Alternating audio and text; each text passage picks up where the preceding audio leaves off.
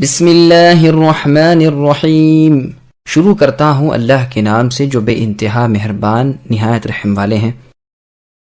قل اوحی الی انہ استمع نفر من الجن فقالوا انا سمعنا قرآنا عجبا یہدی الی الرشد فآمنا به ولن نشرک بربنا احدا وأنه تعالى جد ربنا ما اتخذ صاحبة ولا ولدا وأنه كان يقول سفيهنا على الله شططا وأنا ظننا أن لن تقول الإنس والجن على الله كذبا وأنه كان رجال من الإنس يعوذون برجال من الجن فزادوهم رهقا وأنهم ظنوا كما ظننتم أن لن يبعث الله أحدا۔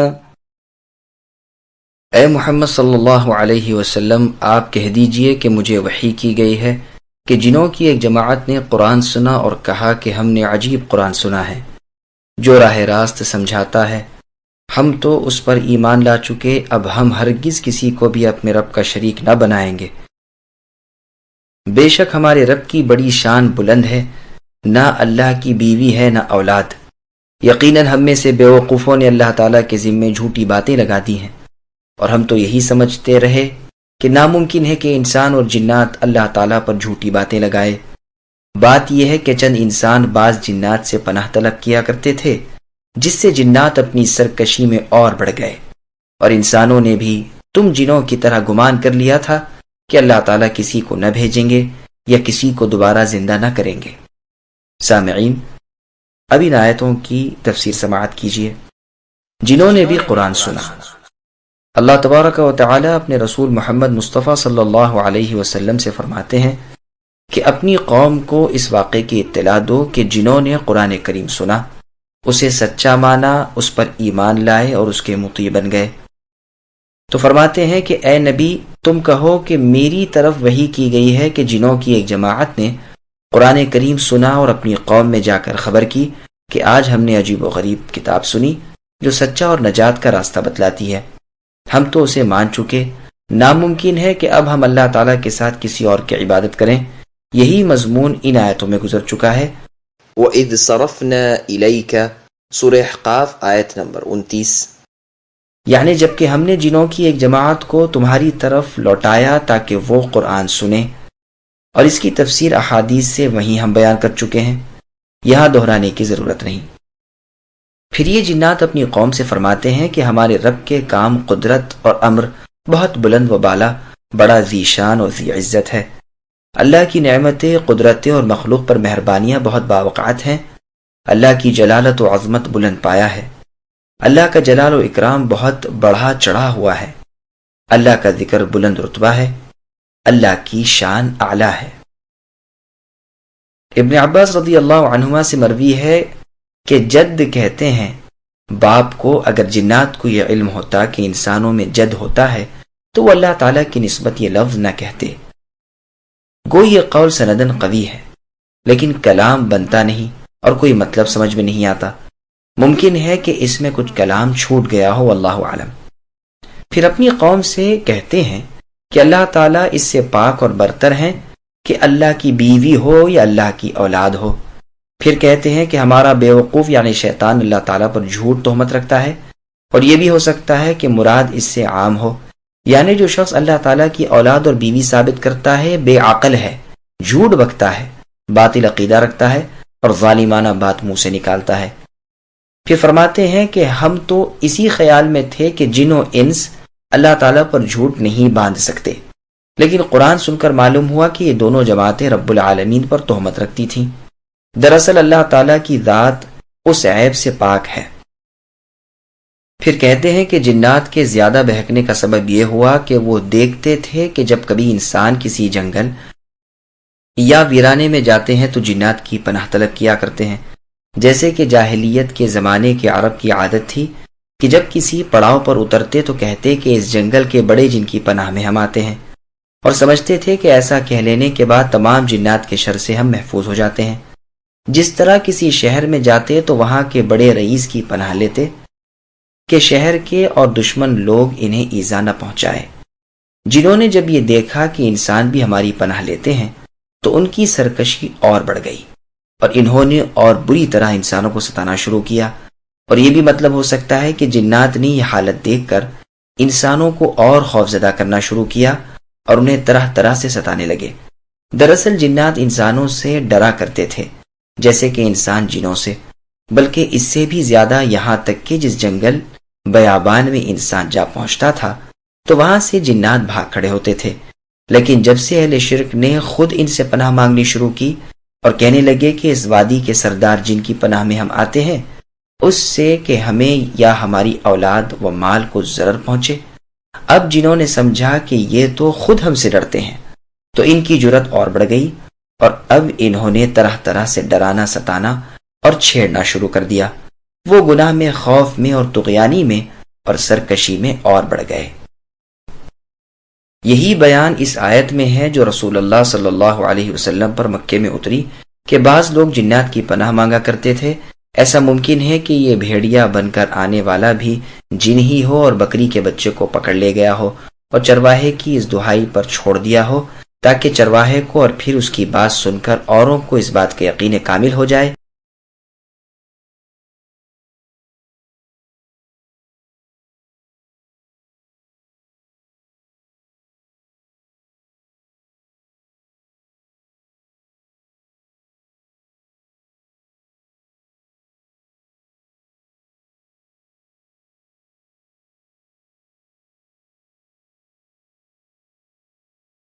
وَأَنَّا لَمَسْنَا السَّمَاءَ فَوَجَدْنَاهَا مُلِئَتْ حَرَسًا شَدِيدًا وَشُهُبًا وَأَنَّا كُنَّا نَقْعُدُ مِنْهَا مَقَاعِدَ لِلسَّمْعِ فَمَنْ يَسْتَمِعِ الْآنَ يَجِدْ لَهُ شِهَابًا رَصَدًا وَأَنَّا لَا نَدْرِي أَشَرٌّ أُرِيدَ بِمَنْ فِي الْأَرْضِ أَمْ أَرَادَ بِهِمْ رَبُّهُمْ رَشَدًا۔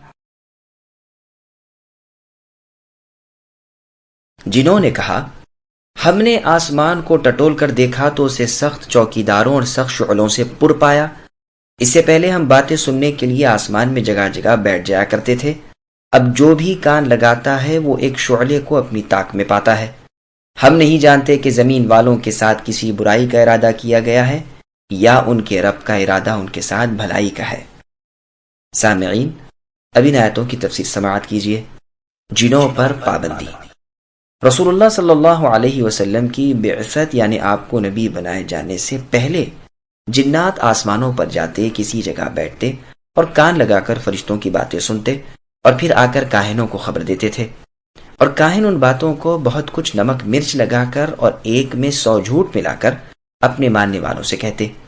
اب جب رسول اللہ کو پیغمبر بنا کر بھیجا گیا اور آپ پر قرآن کریم نازل ہونا شروع ہوا تو آسمانوں پر زبردست پہرے بٹھا دیے گئے، اور ان شیاطین کو پہلے کی طرح وہاں جا بیٹھنے اور باتیں اڑا لانے کا موقع نہ رہا، تاکہ قرآن کریم اور کاہنوں کا کلام خلط ملط نہ ہو جائے اور حق متلاشی کو دقت واقع نہ ہو۔ یہ مسلمان جنات اپنی قوم سے کہتے ہیں کہ پہلے تو ہم آسمان پر جا بیٹھتے تھے، مگر اب تو سخت پہرے لگے ہوئے ہیں اور آگ کے شعلے طاق میں لگے ہوئے ہیں، ایسے چھوٹ کر آتے ہیں کہ خطا ہی نہیں کرتے، جلا بھلسا دیتے ہیں۔ اب ہم نہیں کہہ سکتے کہ اس سے حقیقی مراد کیا ہے، اہل زمین کی کوئی برائی چاہی گئی ہے یا ان کے ساتھ ان کے رب کا ارادہ نیکی اور بھلائی کا ہے۔ خیال کیجئے کہ یہ مسلمان جن کس قدر ادب داں تھے کہ برائی کی اسناد کے لیے کسی فاعل کا ذکر نہیں کیا اور بھلائی کی اضافت اللہ تعالیٰ کی طرف کی، اور کہا دراصل آسمان کی چوکیداری اور اس حفاظت سے کیا مطلب ہے، اسے ہم نہیں جانتے۔ اسی طرح مسلم کی حدیث میں بھی آیا ہے کہ اے اللہ، آپ کی طرف سے شر اور برائی نہیں ہے۔ ستارے اس سے پہلے بھی کبھی کبھی جھڑتے تھے، لیکن اس طرح کثرت سے ان کا آگ برسانا قرآن کریم کی حفاظت و صیانت کے باعث ہوا تھا۔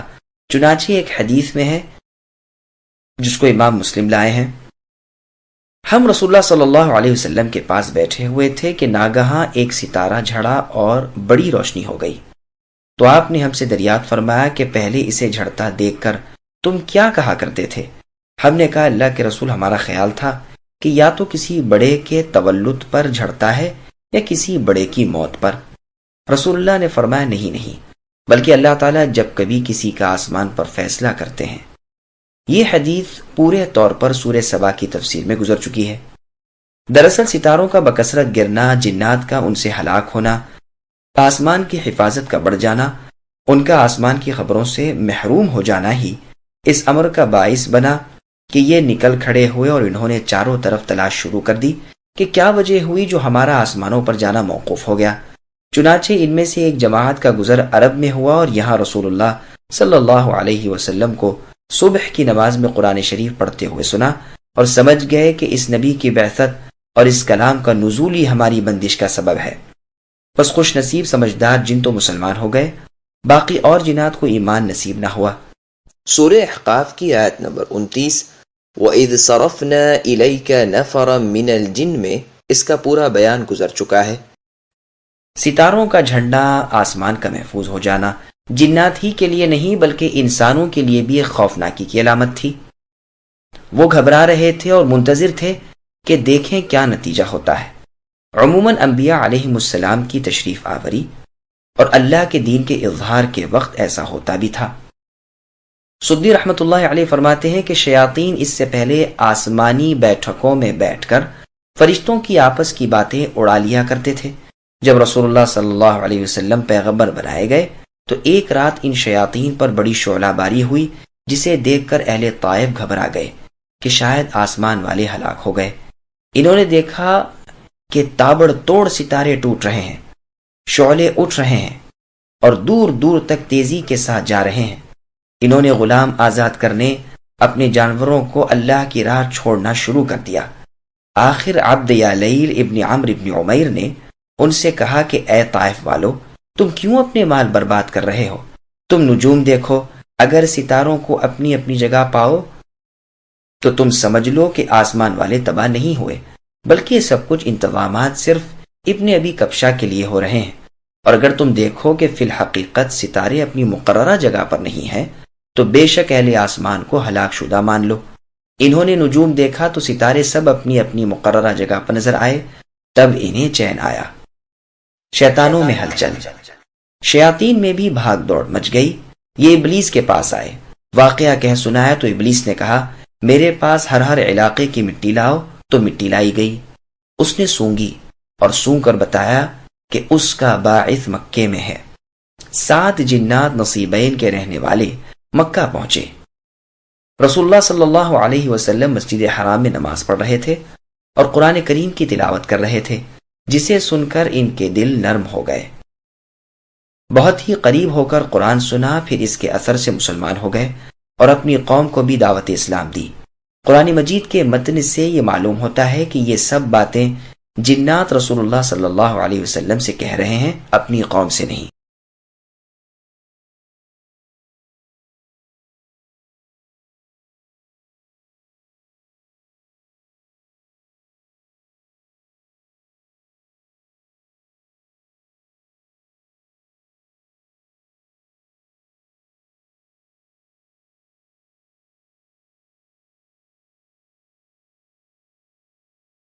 وَأَنَّا مِنَّا الصَّالِحُونَ وَمِنَّا دُونَ ذَلِكَ كُنَّا طَرَائِقَ قِدَدًا وَأَنَّا ظَنَنَّا أَن لَّن نُّعْجِزَ اللَّهَ فِي الْأَرْضِ وَلَن نُّعْجِزَهُ هَرَبًا وَأَنَّا لَمَّا سَمِعْنَا الْهُدَىٰ آمَنَّا بِهِ فَمَن يُؤْمِن بِرَبِّهِ فَلَا يَخَافُ بَخْسًا وَلَا رَهَقًا وَأَنَّا مِنَّا الْمُسْلِمُونَ وَمِنَّا الْقَاسِطُونَ فَمَنْ أَسْلَمَ فَأُولَئِكَ تَحَرَّوْا رَشَدًا وَأَمَّا الْقَاسِطُونَ فَكَانُوا لِجَهَنَّمَ حَطَبًا وَأَن لَّوِ اسْتَقَامُوا عَلَى الطَّرِيقَةِ لَأَسْقَيْنَاهُم مَّاءً غَدَقًا لِّنَفْتِنَهُمْ فِيهِ وَمَن يُعْرِضْ عَن ذِكْرِ رَبِّهِ يَسْلُكْهُ عَذَابًا صَعَدًا۔ اور یہ کہ بے شک بعض تو ہم میں نیکوکار ہیں اور بعض اس کے برعکس بھی ہیں، ہم مختلف فریق ہیں۔ ہمیں یقین کامل ہو گیا کہ ہم اللہ تعالیٰ کو زمین میں ہرگز عاجز نہیں کر سکتے اور نہ ہم بھاگ کر اللہ کو ہرا سکتے ہیں۔ ہم تو ہدایت سنتے ہی اس پر ایمان لا چکے، اور جو بھی اپنے رب پر ایمان لائے گا اسے نہ کسی نقصان کا اندیشہ ہے نہ ظلم و ستم کا۔ ہاں، ہم میں بعض تو مسلمان ہیں اور بعض بے انصاف ہیں، پس جو مسلمان ہو گئے انہوں نے تو راہ راست کا قصد کیا، اور جو ظالم ہیں وہ جہنم کا ایندھن بن گئے۔ اور اے نبی اکرم صلی اللہ علیہ وسلم، یہ بھی کہہ دیجئے کہ اگر لوگ راہ راست پر سیدھے رہتے تو یقیناً ہم انہیں بہت کچھ وافر پانی پلاتے، تاکہ ہم اس میں انہیں آزما لیں، اور جو شخص اپنے پروردگار کے ذکر سے منہ پھیر لے گا تو اللہ تعالیٰ اسے سخت عذاب میں مبتلا کریں گے۔ سامعین، اب ان آیتوں کی تفسیر سماعت کیجیے۔ جنات کا اعتقاد اور عملی حالت۔ جنات اپنی قوم کا اختلاف بیان کرتے ہیں اور کہتے ہیں کہ ہم میں نیکوکار بھی ہیں اور بدکار بھی ہیں، ہم مختلف راہوں پر لگے ہوئے تھے۔ اعمش رحمۃ اللہ علیہ فرماتے ہیں کہ ایک جن ہمارے پاس آیا تھا، میں نے ایک مرتبہ اس سے پوچھا کہ تمام کھانوں میں سے تمہیں کون سا کھانا پسند ہے؟ اس نے کہا چاول۔ میں نے لا دیے تو دیکھا کہ لقمہ برابر اٹھ رہا ہے لیکن کھانے والا کوئی نظر نہیں آتا۔ میں نے پوچھا جو خواہشات ہم میں ہیں کیا وہ تم میں بھی ہیں؟ اس نے کہا ہاں ہیں۔ میں نے پھر پوچھا کہ رافضی تم میں کیسے گنے جاتے ہیں؟ اس نے کہا بدترین۔ حافظ ابو الحجاج مجزی رحمۃ اللہ علیہ فرماتے ہیں کہ اس کی سند صحیح ہے۔ ابن عساکر کی تاریخ دمشق میں ہے کہ عباس ابن احمد دمشقی رحمۃ اللہ علیہ فرماتے ہیں کہ میں نے رات کے وقت ایک جن کو اشعار میں یہ کہتے سنا کہ دل اللہ تعالیٰ کی محبت سے پر ہو گئے ہیں، یہاں تک کہ مشرق و مغرب میں اس کی جڑیں جم گئی ہیں اور وہ حیران و پریشان ادھر ادھر اللہ تعالیٰ کی محبت میں پھر رہے ہیں۔ جو ان کا رب ہے انہوں نے مخلوق سے تعلقات کاٹ کر اپنے تعلقات اللہ تعالیٰ سے وابستہ کر لیے ہیں۔ پھر آگے کہتے ہیں کہ ہمیں معلوم ہو چکا کہ اللہ تعالیٰ کی قدرت ہم پر حاکم ہے، ہم اللہ سے بھاگ کر نہ بچ سکیں گے نہ کسی اور طرح اللہ کو عاجز کر سکیں گے۔ اب فخریہ کہتے ہیں کہ ہم تو ہدایت نام کو سنتے ہی اس پر ایمان لا چکے، فی الواقع ہے بھی یہ فخر کا مقام، اس سے زیادہ شرف اور فضیلت اور کیا ہو سکتی ہے کہ رب کا کلام فوری اثر کرے۔ پھر کہتے ہیں کہ مؤمن کے نہ تو عمل نیک ضائع ہوں گے نہ اس پر خواہ مخواہ کی برائیاں لادی جائیں گی، جیسے کہ اور جگہ اللہ نے فرمایا فلا يخاف ظلما ولا هضما، یعنی نیکوکار مؤمن کو ظلم و نقصان کا ڈر نہیں۔ پھر کہتے ہیں کہ ہم میں بعض تو مسلمان ہیں اور بعض حق سے ہٹے ہوئے اور عدل کو چھوڑے ہوئے ہیں۔ مسلمان نجات کی متلاشی ہیں اور ظالم جہنم کی لکڑیاں اور ایندھن ہیں۔ اس کے بعد کی آیت وَأَلَّوْ اسْتَقَامُوا کے دو مطلب بیان کیے گئے ہیں۔ ایک تو یہ کہ اگر تمام لوگ اسلام پر اور راہ راست پر اور اطاعت الہی پر جم جاتے تو ان پر بکثرت بارشیں برساتے اور خوب وسعت سے روزیاں دیتے، جیسے اور جگہ ہے وَلَوْ أَنَّهُمْ أَقَامُوا التَّوْرَاةَ، یعنی اگر یہ تورات و انجیل اور آسمانی کتابوں پر سیدھے اترتے تو انہیں آسمان و زمین سے روزیاں ملتی۔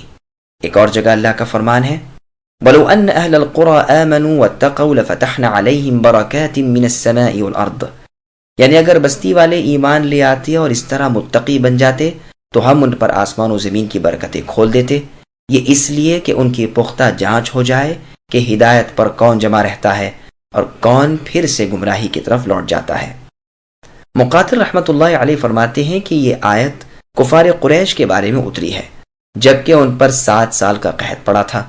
دوسرا مطلب یہ بیان کیا گیا ہے کہ اگر یہ سب کے سب گمراہی پر جم جاتے تو ان پر رزق کے دروازے کھول دیے جاتے تاکہ یہ خوب مست ہو جائیں اور اللہ تعالیٰ کو بھول جائیں اور بدترین سزاؤں کے قابل ہو جائیں، جیسے کہ اللہ کا فرمان ہے فَلَمَّا نَسُوا إِلَىٰ آخِرِ الْآيَةِ، یعنی جب وہ نصیحتیں بھلا بیٹھے تو ہم نے بھی ان پر ہر چیز کے دروازے کھول دیے جس سے وہ مست ہو گئے اور ناگہاں ہم نے انہیں پکڑ لیا۔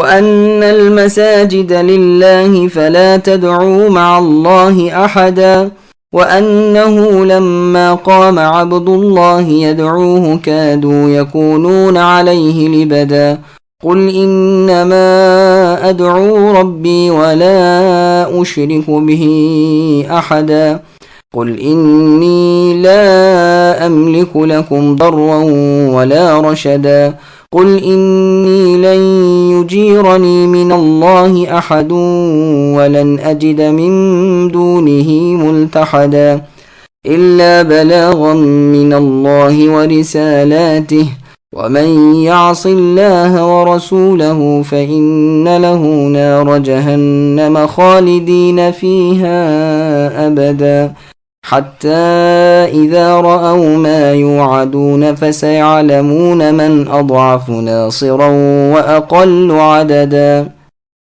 اور یہ کہ مسجدیں صرف اللہ تعالیٰ ہی کی ہیں، بس اللہ تعالیٰ کے ساتھ کسی اور کو نہ پکارو، اور جب اللہ تعالیٰ کا بندہ اللہ کی عبادت کے لیے کھڑا ہوا تو قریب تھا کہ وہ بھیڑ کی بھیڑ بن کر اس پر جھک پڑیں۔ اے نبی کہہ دیجئے کہ میں تو صرف اپنے رب ہی کو پکارتا ہوں اور اپنے رب کے ساتھ کسی کو شریک نہیں کرتا۔ کہہ دیجئے کہ مجھے تمہارے کسی نقصان نفع کا اختیار نہیں۔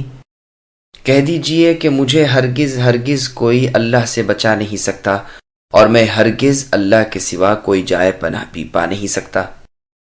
میں تو صرف اللہ تعالیٰ کی طرف سے پہنچا دیتا ہوں اور اللہ کا پیغام سنا دیتا ہوں۔ اب جو بھی اللہ تعالیٰ اور اللہ کے رسول صلی اللہ علیہ وسلم کی نہ مانے گا، اس کے لیے جہنم کی آگ ہے جس میں وہ ہمیشہ ہمیشہ رہے گا۔ ان کی آنکھ نہ کھلے گی یہاں تک کہ اسے دیکھ لیں جس کا ان کو وعدہ دیا جاتا ہے۔ پس ان قریب جان لیں گے کہ کس کا مددگار کمزور اور کس کی جماعت کم ہے۔ سامعین، اب ان آیتوں کی تفسیر سماعت کیجیے۔ صرف اللہ تعالیٰ کو پکارو۔ اللہ تعالیٰ اپنے بندوں کو حکم دیتے ہیں کہ بندے اللہ کی عبادت کی جگہوں کو شرک سے پاک رکھیں، وہاں کسی دوسرے کا نام نہ پکاریں، نہ کسی اور کو اللہ تعالیٰ کی عبادت و اطاعت میں شریک کریں۔ قتادہ رحمۃ اللہ علیہ فرماتے ہیں کہ یہود و نصارہ اپنے گرجوں اور کنیسوں میں جا کر اللہ تعالیٰ کے ساتھ اوروں کو بھی شریک کرتے تھے، تو اس امت کو حکم ہو رہا ہے کہ وہ ایسا نہ کریں، بلکہ نبی کریم صلی اللہ علیہ وسلم بھی اور امت بھی سب توحید والے رہیں۔ ابن عباس رضی اللہ عنہما فرماتے ہیں کہ اس آیت کے نزول کے وقت صرف مسجد اقصی اور مسجد حرام تھیں۔ اعمش رحمۃ اللہ علیہ نے اس آیت کی تفسیر یہ بھی بیان کی ہے کہ جنات نے رسول اللہ صلی اللہ علیہ وسلم سے اجازت چاہی کہ آپ کی مسجد میں اور انسانوں کے ساتھ نماز ادا کریں، تو گویا ان سے کہا جا رہا ہے کہ نماز پڑھو لیکن انسانوں کے ساتھ خلط ملط نہ ہو۔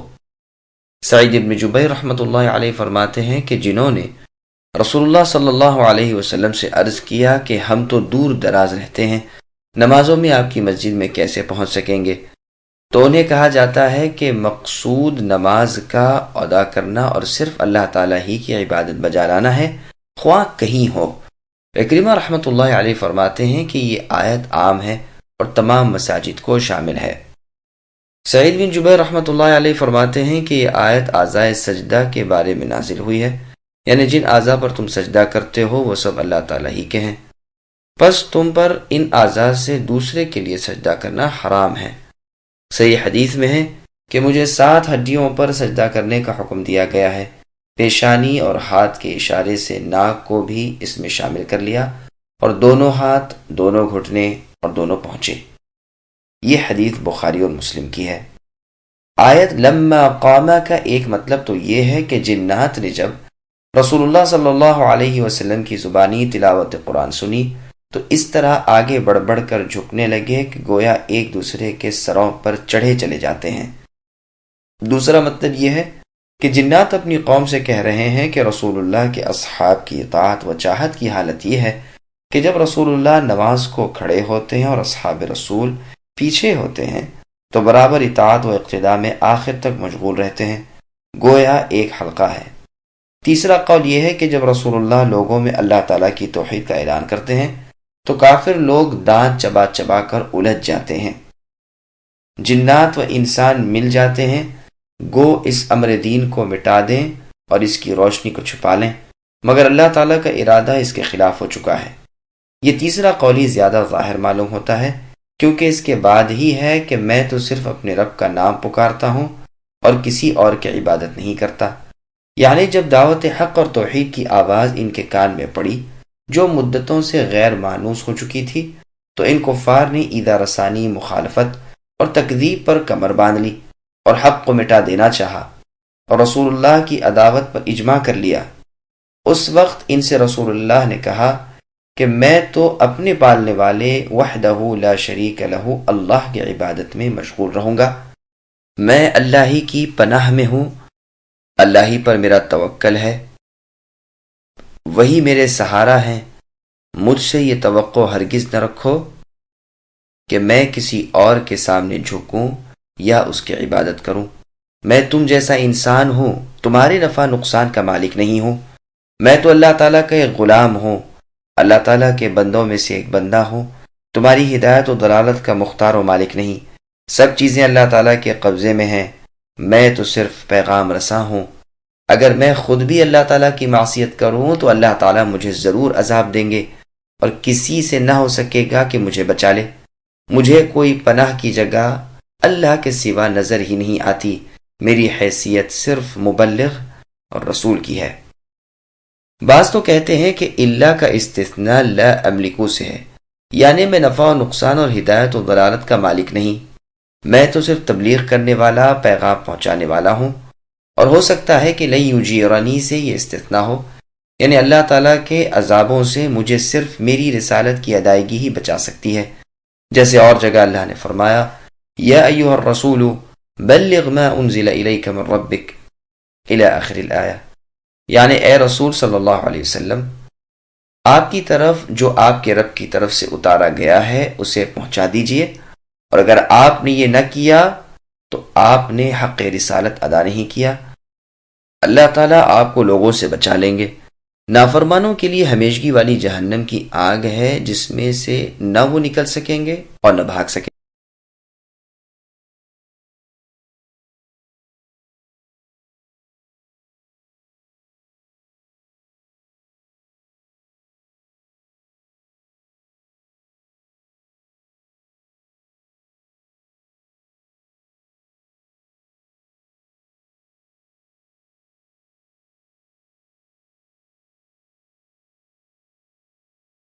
قل إن أدري أقريب ما توعدون أم يجعل له ربي أمدا عالم الغيب فلا يظهر على غيبه أحدا إلا من ارتضى من رسول فإنه يسلك من بين يديه ومن خلفه رصدا ليعلم أن قد أبلغوا رسالات ربهم وأحاط بما لديهم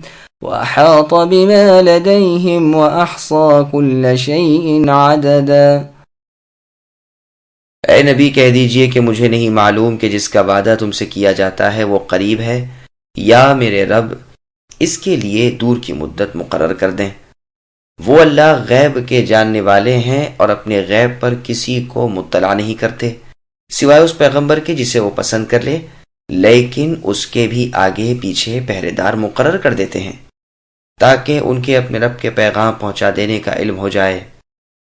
اللہ تعالیٰ نے ان کے آس پاس کی تمام چیزوں کا احاطہ کر رکھا ہے اور ہر چیز کی گنتی کا شمار کر رکھا ہے۔ سامعین، اب ان آیتوں کی تفسیر سماعت کیجیے۔ کیا رسول اللہ صلی اللہ علیہ وسلم غیب جانتے تھے؟ اللہ تعالیٰ اپنے رسول صلی اللہ علیہ وسلم کو حکم دیتے ہیں کہ لوگوں سے کہہ دیں کہ قیامت کب ہوگی، اس کا علم مجھے نہیں، بلکہ میں یہ بھی نہیں جانتا کہ اس کا وقت قریب ہے یا دور ہے اور لمبی مدت کے بعد آنے والی ہے۔ ایک فائدہ، اس آیت کریمہ میں دلیل ہے اس امر کی کہ اکثر جاہلوں میں جو مشہور ہے کہ رسول اللہ زمین کے اندر کی چیزوں کا علم رکھتے ہیں، وہ بالکل غلط ہے۔ اس روایت کی کوئی اصل نہیں، محض جھوٹ ہے اور بالکل بے اصل روایت ہے۔ ہم نے تو اسے کسی کتاب میں نہیں پایا۔ ہاں، اس کے خلاف صاف ثابت ہے۔ رسول اللہ صلی اللہ علیہ وسلم سے قیامت کے قائم ہونے کا وقت پوچھا جاتا تھا اور آپ اس کے معین وقت سے اپنی لا علمی ظاہر کرتے تھے۔ اعرابی کی صورت میں جبرائیل علیہ السلام نے بھی آ کر جب قیامت کے بارے میں سوال کیا تھا تو آپ نے صاف فرما دیا تھا کہ اس کا علم نہ پوچھنے والے کو ہے اور نہ اسے ہے جس سے پوچھا جاتا ہے۔ یہ روایت بخاری اور مسلم کی ہے۔ بخاری کی ایک اور حدیث میں ہے کہ ایک دیہات کے رہنے والے نے بآواز بلند آپ سے دریافت کیا کہ اللہ کے رسول، قیامت کب آئے گی؟ رسول اللہ نے فرمایا وہ آئے گی ضرور، اور بتا کہ تو نے اس کے لیے کیا تیاری کر رکھی ہے۔ اس نے کہا میرے پاس روزے نماز کی کثرت تو نہیں، البتہ اللہ تعالیٰ اور رسول کی محبت ہے۔ آپ نے فرمایا پھر تو اس کے ساتھ ہوگا جس سے تجھے محبت ہے۔ انس رضی اللہ عنہ فرماتے ہیں کہ مسلمان کسی حدیث سے اس قدر خوش نہیں ہوئے جتنا اس حدیث سے ہوئے۔ اس حدیث سے بھی معلوم ہوا کہ قیامت کا ٹھیک وقت آپ کو معلوم نہ تھا۔ ابو داؤد میں کتاب الملاحم کے آخر میں ہے کہ اللہ تعالیٰ اس امت کو کیا عجب ہے کہ آدھے دن تک کی مہلت دے دیں۔ پھر آگے اللہ فرماتے ہیں اللہ تعالیٰ عالم الغیب ہیں، وہ اپنے غیب پر کسی کو مطلع نہیں کرتے مگر رسولوں میں سے جسے چن لے اس کو مطلع کر دیتے ہیں، جیسے اور جگہ اللہ نے فرمایا وَلَا يُحِيطُونَ بِشَيْءٍ مِّنْ عِلْمِهِ إِلَّا بِمَا شَاءَ، یعنی اللہ کے علم میں سے کسی چیز کو نہیں گھیر سکتے، یعنی معلوم نہیں کر سکتے مگر جو اللہ تعالیٰ چاہے، یعنی رسول اللہ صلی اللہ علیہ وسلم خواہ انسانوں میں سے ہوں خواہ فرشتوں میں سے ہوں، جسے اللہ تعالیٰ جتنا چاہتے ہیں بتلا دیتے ہیں، بس وہ اتنا ہی جانتے ہیں۔ پھر اس کی مزید تخصیص یہ ہوتی ہے کہ اس کی حفاظت اور ساتھ ہی اس علم کی اشاعت کے لیے جو اللہ تعالیٰ نے اسے دیا ہے اس کے آس پاس ہر وقت نگہبان فرشتے مقرر رہتے ہیں۔ لیعلم کی ضمیر بعض نے تو کہا ہے کہ نبی کی طرف ہے، یعنی جبریل علیہ السلام کے آگے پیچھے 4 فرشتے ہوتے تھے تاکہ رسول اللہ صلی اللہ علیہ وسلم کو یقین آ جائے کہ انہوں نے اپنے رب کا پیغام صحیح طور پر مجھے پہنچا دیا ہے۔ اور بعض کہتے ہیں کہ مرجع ضمیر کا اہل شرک ہے، یعنی باری باری آنے والے فرشتے نبی اللہ کی حفاظت کرتے ہیں شیطان سے اور اس کی ذریات یعنی اولاد سے، تاکہ اہل شرک یعنی مشرکین جان لیں کہ رسولوں نے رسالت الہی ادا کر دی ہے، یعنی رسولوں کے جھٹلانے والے بھی رسولوں کی رسالت کو جان لیں، مگر اس قول میں ذرا نظر ہے۔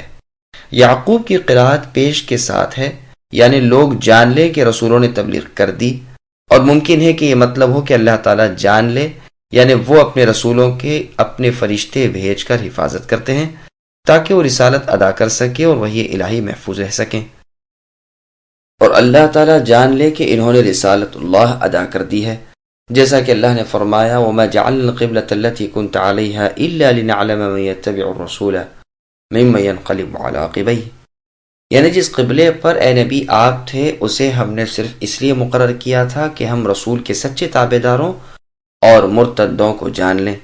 ایک اور جگہ اللہ نے فرمایا وَلَيَعْلَمَنَّ اللَّهُ الَّذِينَ آمَنُوا إِلَى آخِرِ الْآيَةِ، یعنی اللہ تعالیٰ ایمان والوں کو اور منافقوں کو برابر